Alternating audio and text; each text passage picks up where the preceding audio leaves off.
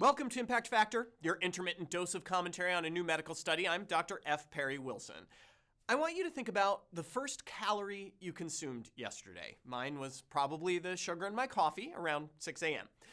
Now think about the last calorie you consumed yesterday. Mine would have been some sugar in my tea around 9:30 p.m. Most adults in the U.S. are like me, consuming calories over around a 15-hour period. But if you haven't been living under a pizza lately, you will have heard of intermittent fasting, a dietary plan that extols the virtue of prolonged fasts to reset the metabolism.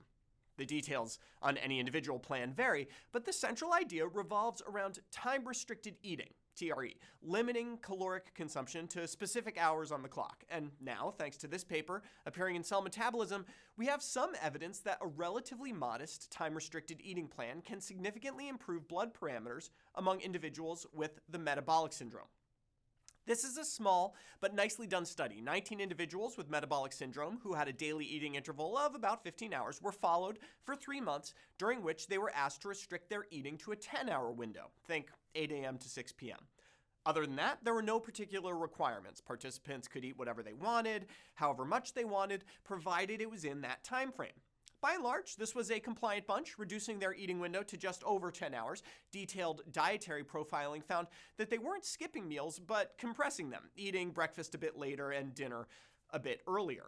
And in that process, they ended up taking in fewer calories, about 200 fewer calories a day less than during the baseline period. That reduction in caloric intake led to a fair amount of weight loss, around 7 pounds over the 3-month study. Several metabolic parameters improved. Body fat and systolic blood pressure decreased, LDL cholesterol went down, and the average participant lost about 4 centimeters of waist circumference. But not everything changed so dramatically. Fasting blood sugar and hemoglobin A1C got a bit lower, but not to the point of statistical significance, for example. Now, there were a lot of measurements done in this study. 32 are reported in the outcome table, so we need to be a bit worried about false positives. But that's not really the main limitation here. The main limitation is that these patients were enrolled in a study. See, without a control group, we don't know if the beneficial changes seen were due to the effects of intermittent fasting or just because the patients knew they were being watched. They had to log into an app, go to study visits, and so on. That alone may be enough to change behaviors in a beneficial direction.